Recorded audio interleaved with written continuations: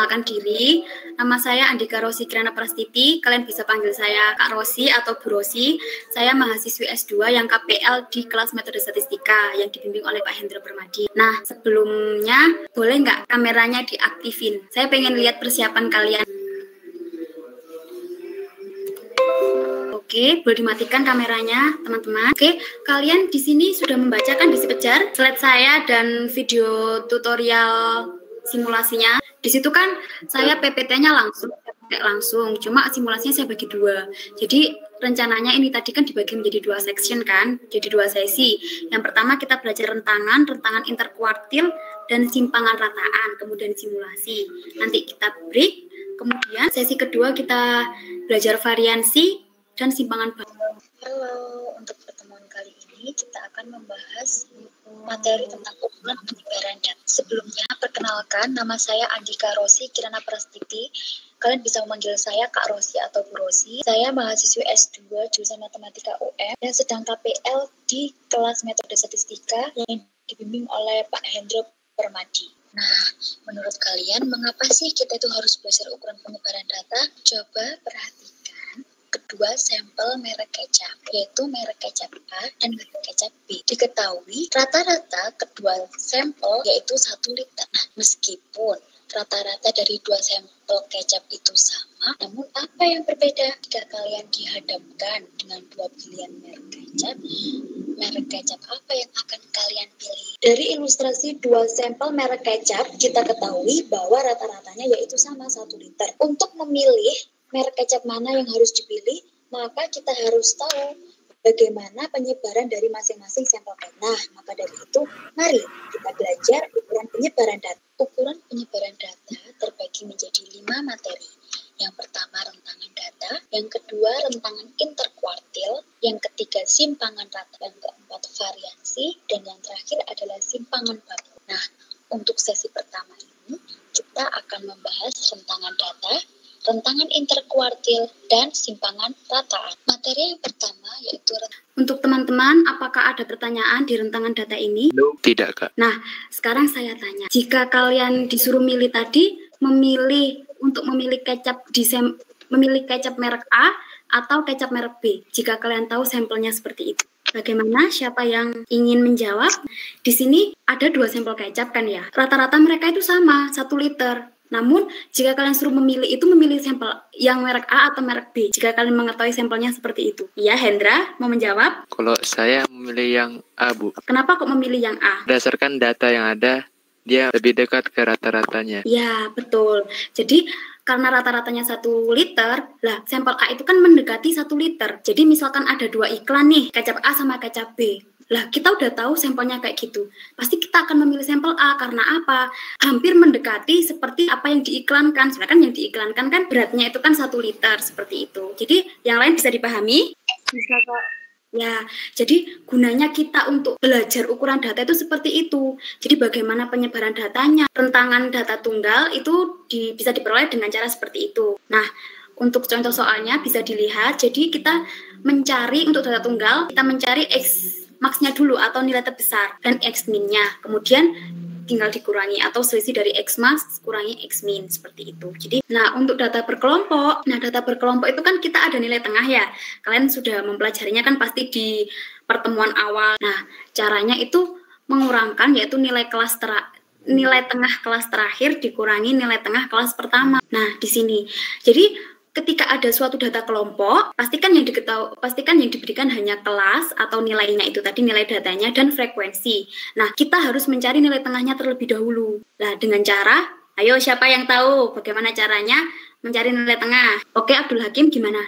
Nilai max ditambah nilai min dibagi 2. Iya, yang lainnya paham ya, udah ngerti. X max-nya itu 39, X min-nya 30, itu ditambah baru dibagi 2. Lah ketemu nilai tengahnya seperti itu. Nah, definisi interkuartil itu jarak antara kuartil pertama dan kuartil ketiga. Antara interkuartil, penyebaran antara kuartil, yaitu di tengah-tengah Q1 dan Q3 itu kan ada Q2 kan. Ya, di situ untuk mencari tahu penyebaran data yang di sekitar situ seperti. Nah, untuk rentangan interkuartil itu data tunggal maupun data kelompok itu sama. Caranya yaitu Q3 kurangi Q1. Adapun mencari kuartil sudah kalian pelajari kan ya minggu kemarin ya bersama Mbak Elsa ya.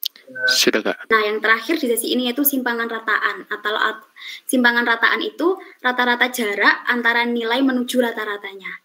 Jadi penyebaran datanya dari data itu ke rata-ratanya itu seberapa jauh seperti itu. Kalau semakin jauh dari rata-rataannya, kalau misalkan ada dua data. Lah, misalkan simpangan rataan data A itu 5.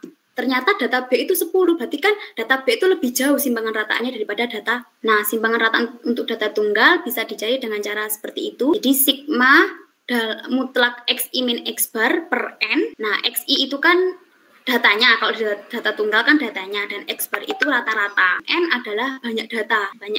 Ada pertanyaan? Nah, untuk data berkelompok bisa dicari dengan cara DX bar sigma dari I sama dengan 1 sampai K FI dikalikan mutlak XI min X bar per N, di mana FI-nya itu frekuensi dari kelas distribusi. Nah, XI-nya nilai tengah kan ya, karena ini data kelompok berarti XI-nya itu nilai tengah, dan X bar-nya itu rata-rata. Kalau N itu kan banyak data. Simulasi pada sesi 1 ini kita akan mensimulasikan bagaimana mencari rentangan interkuartil dan simpangan rataan dari suatu data tunggal dan data kelompok. Untuk pertama kita mencari di data tunggal terlebih dahulu.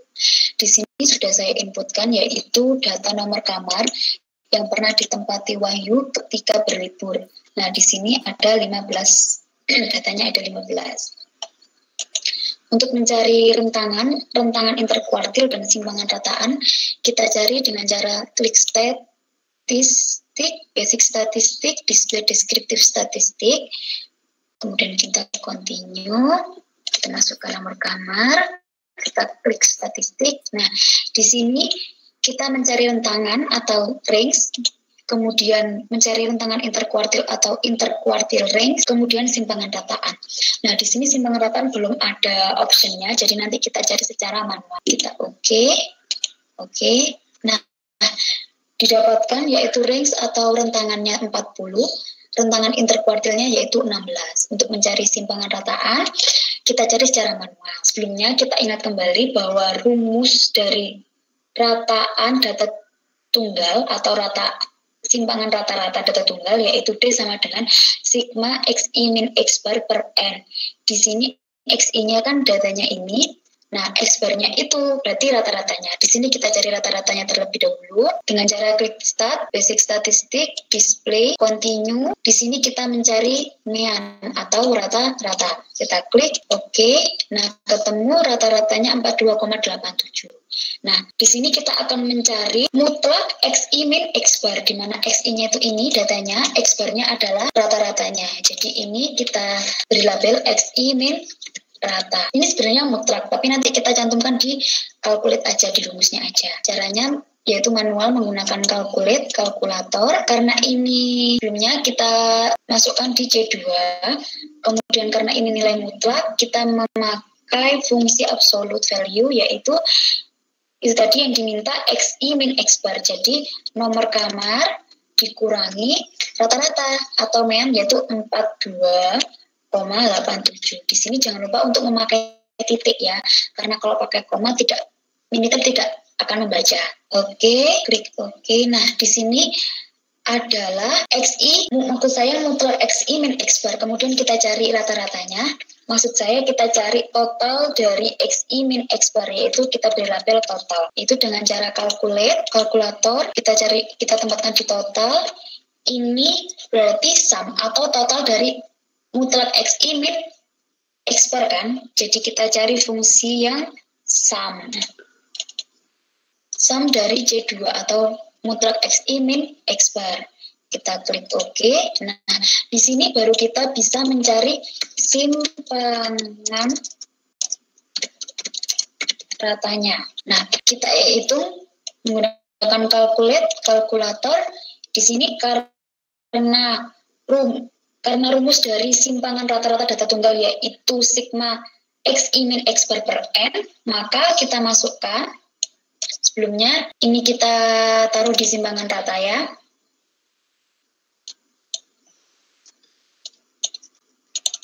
Nah, Ini dengan cara total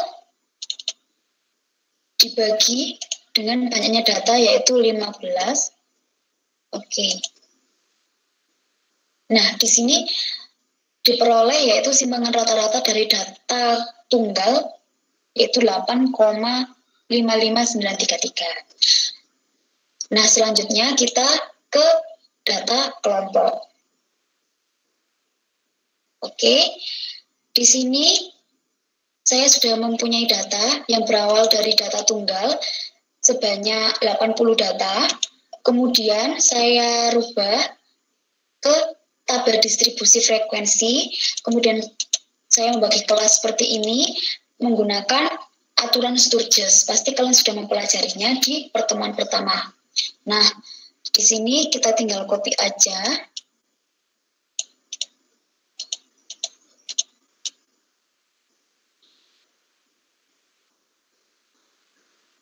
Kita copy ke Minitab.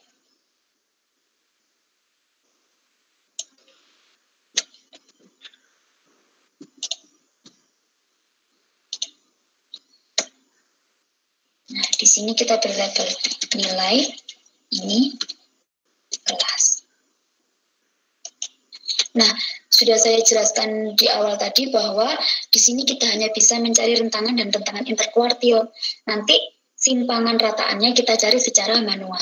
Nah, pertama kita cari rentangan dan rentangan interkuartil terlebih dahulu, yaitu dengan cara stat, basic stat, display deskriptif, kita continue, kelas, kita pilih yaitu range atau rentangan dan interquartile range. Klik OK.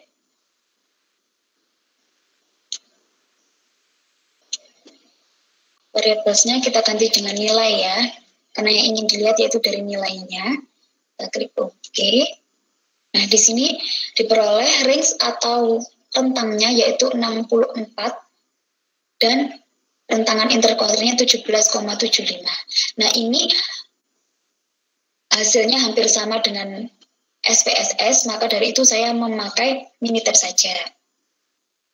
Kemudian, untuk mencari simpangan rataannya, kita ingat kembali rumusnya bahwa rentangan, maksud saya simpangan rataan dari suatu data berkelompok, yaitu rumusnya di X bar sama dengan sigma I sama dengan 1 sampai K, FI dikalikan mutlak XI min X bar per N. Nah, di sini XI adalah nilai tengah. Nah, nilai tengah itu kan kita peroleh dari X min plus X max dibagi dengan 2. Nah, di sini kita masukkan dulu X min-nya. Nah, X min dan X max ini kita peroleh dari ini, data berkelompok ini. 31 ini sebagai X min dan 40 sebagai X max. Ini kita ketik ulang di sini. Jadi X min-nya tadi mulai 31 sampai 40. 40, kemudian 41 sampai 50, 51 sampai 60, 61 sampai 70, dan 71 sampai 80, 81 sampai 90, dan yang terakhir 91 sampai dengan 100. Di sini frekuensinya yaitu bisa kita copy dari sini.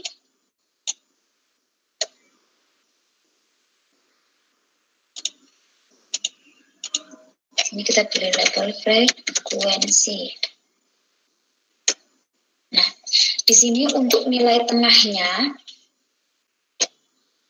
yaitu kita beri label dulu nilai tengah. Di sini kita mencari nilai tengah dengan cara manual yaitu menggunakan kalkulator. Kita klik calculate, kalkulator, kita taruh di nilai tengah yaitu dalam kurung X min ditambah X max dalam kurung dibagi dengan 2. Kita klik OK. Lah di sini ketemu nilai tengahnya. Nah, selanjutnya untuk mencari X bar, maka kita harus mengalihkan frekuensi dikali dengan nilai tengah. Itu FI dikalikan XI, menggunakan kalkulator juga. Ini di sini FI atau frekuensi dikali dengan nilai tengah.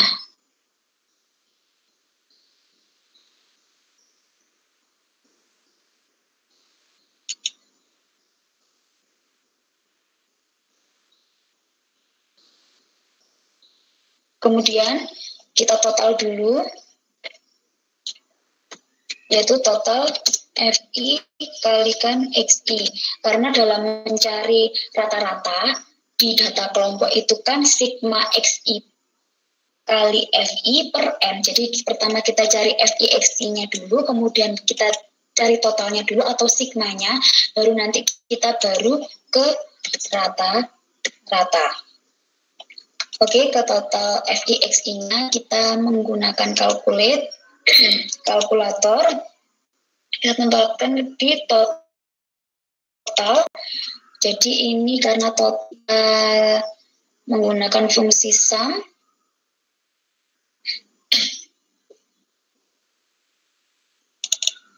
Sum dari FI XI. Oke.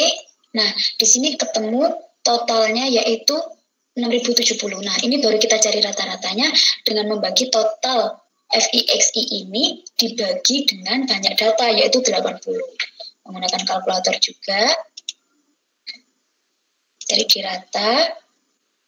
Berarti total FI XI dibagi dengan 80 karena ada 80 data. Nah, ini ketemu rata-ratanya, rata-rata dari data kelompok itu 78,875. Nah, sekarang kita cari mutlak XI min X bar-nya dulu. Di sini kita berlabel XI min rata atau X bar ya. Nah, karena ini yang diminta mutlak, nanti kita masukkan ke kalkulator saja. Jadi kalkulator, kita taruh di XI min rata. Jadi ini karena yang diminta mutlak, kita menggunakan fungsi absolut, yaitu XI atau nilai tengah dikurangi dengan X bar atau rata-rata, yaitu ini rata. Klik OK. Nah, ini ketemu mutlak XI min X bar-nya. Nah, baru kita cari total semuanya, yaitu total dari FI dikalikan mutlak XI min X bar. Itu kita beri label total. Menggunakan kalkulator juga. Itu kalkulator. Nah, ini tempatkan di total. Itu karena ini yang diminta sigma atau sum. Fungsinya kita cari sum.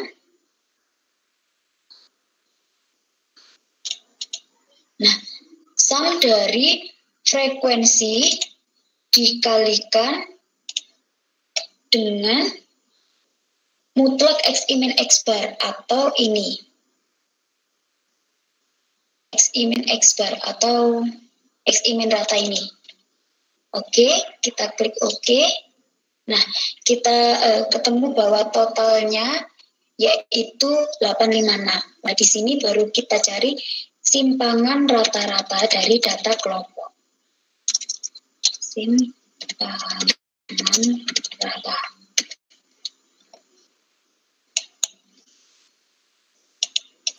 Nah, itu dengan menggunakan rumus berbantuan kalkulator, yaitu total dari semuanya atau sigma dari I sampai ke FI kali mutlak XI min X bar atau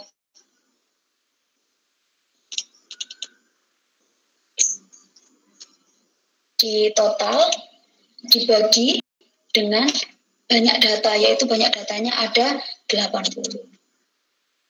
Kita klik OK. Nah, diperoleh simpangan rata-rata dari data kelompok ini yaitu 10,7. Ya, dari sini ada yang ditanyakan, teman-teman semua. Melanjutkan variansi dan simpangan. Baik, Kak. Di sesi ini saya nggak ngasih tugas ke kalian, nanti tugasnya langsung di akhir aja. Jadi, terima kasih untuk waktunya, mohon maaf. Pada sesi kali ini, kita membahas variansi dan simpangan baku. Halo, welcome back to di sesi kali ini kita akan membahas variansi. Materi yang keempat yaitu variansi. Oke, variansi merupakan angka yang menggambarkan seberapa besar sebuah data berkelompok di sekitar nilai rata-rata. Jadi, jadi variansi di sini itu semakin besar variansi, maka datanya semakin beragam. Namun, jika variansinya semakin kecil, maka datanya tidak beragam atau heterogen. Nah, kita ingat kembali bahwa tadi sampel A dan sampel B, kalian ingat kan yang lebih dekat dengan rataannya, itu kan sampel A ya. Nah, seperti itu. Jadi, sampel A itu menggambarkan bahwa variansinya lebih kecil karena nilainya mendekati dengan rata-rata. Seperti itu. Oke, next. Nah, untuk variansi sampel, bisa dicari dengan rumus seperti itu. Oke, di mana N itu banyak data, XI adalah nilai data ke I, dan X itu adalah rata-rata. X bar adalah rata-rata. Itu ya. Untuk variansi populasi, yaitu biasanya variansi populasi ini digunakan bila datanya itu lebih dari 30. Kalau lebih datanya banyak itu kan biasanya kita buat selang seperti itu. Nah, untuk variansi populasi dari sebuah populasi bisa kita cari dengan cara seperti itu, di mana XI itu nilai data ke I, kemudian mu itu rata-rata, dan N itu banyaknya data. Selanjutnya, terakhir ini simpangan baku. Simpangan baku itu akar kuadrat dari variansinya. Nah, ini kan karena simpangan baku itu akar dari variansi, nah ini saya ada typo, jadi seharusnya itu akar dari S kuadrat. Nah, untuk simpangan populasi juga sama, ini akar dari S kuadrat. Ya, untuk simpangan baku suatu populasi, rumusnya seperti itu, di mana W itu lebar kelas, CI itu kode kelas yang bersesuaian dengan tanda XI, frekuensi FI itu frekuensi dari kelas distribusi dengan tanda kelas XI, dan N itu sama aja seperti sigma dari I sama dengan 1 sampai K FI, atau banyaknya data. Oke, pada simulasi kedua ini, pada sesi 2, kita akan memsimulasikan bagaimana mencari varians dan simpangan baku, tanda deviasi dari suatu data tunggal dan kelompok. Untuk pertama kita cari data tunggal dulu, yaitu dengan cara, di sini pertama saya sudah menyebutkan, yaitu data, seperti data yang di simulasi pertama tadi, yaitu data nomor kamar. Kita mencari dengan cara statistik, basic statistik, display deskriptif, kita continue, kita masukkan CK nomor kamar, itu kita ingin mencari standar deviasi dan varians, kita klik OK. Nah, sudah diperoleh, yaitu standar deviasinya atau simpangan bakunya 11,27 dan variansnya 126,98. Maaf, maksud saya variansnya 126,98. Nah, selanjutnya untuk data kelompok, kita juga mencari di Minitab. Nah, datanya kita copy dari Excel. Ini perlu diketahui bahwa ini adalah data yang kita pakai di simulasi pertama tadi.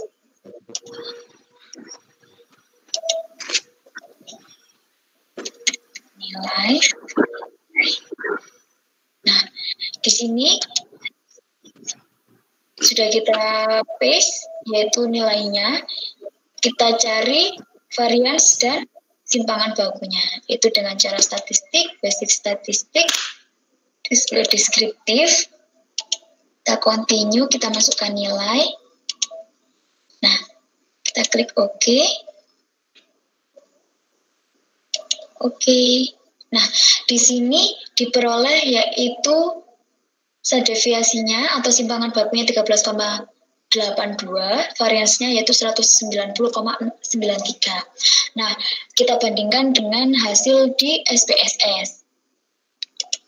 Nah, ini sudah saya inputkan nilai ujiannya beserta kelasnya, yaitu ini kita bisa copy langsung dari di Excel, karena tadi pertamanya saya urutkan dulu di Excel.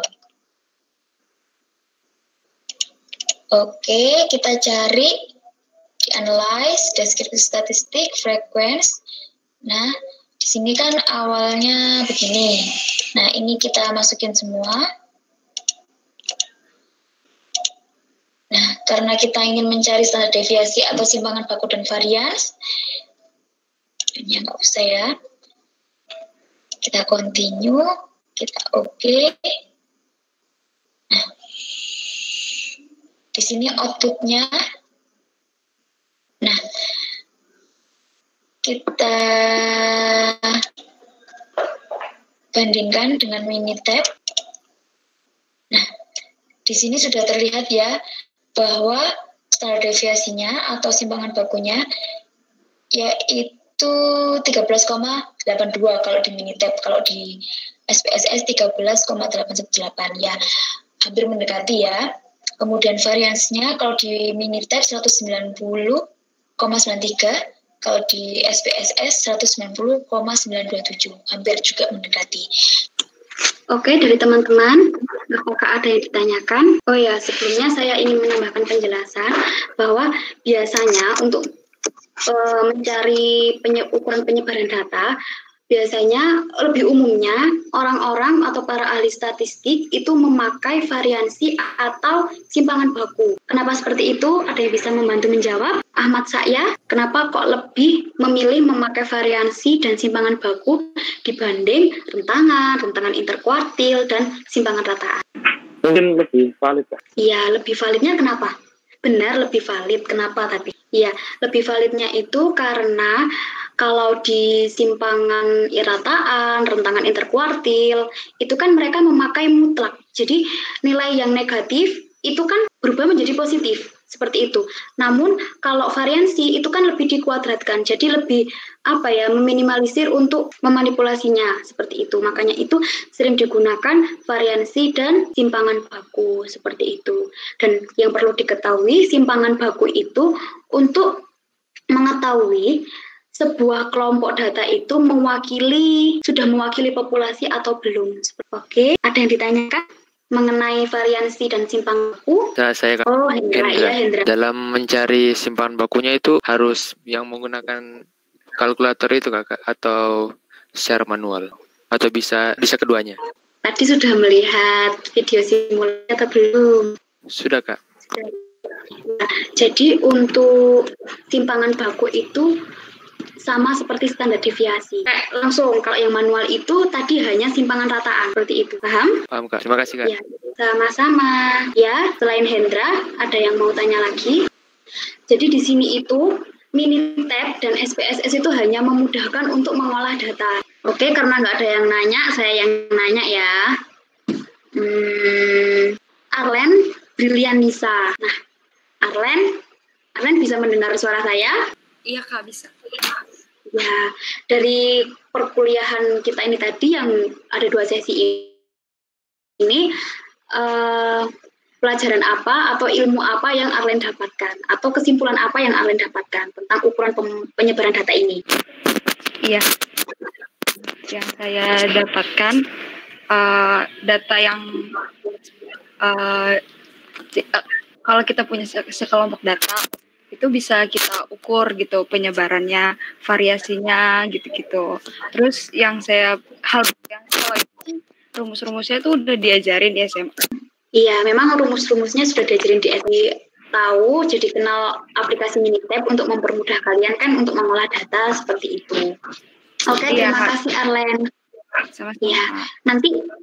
Ya, nanti saya kirim soal dan angket. Jadi nanti angketnya tolong diisi dengan jujur ya. Ditanya, Kak. Menurut apa? Nanti sebaiknya ada suruh pakai spreadsheet. Di sini saya memberi kalian 1 soal saja, tapi nanti tolong dikerjakan secara manual, yaitu pakai rumus. boleh diketik, boleh tulis tangan, terserah. Nanti sama menggunakan Minitab aja.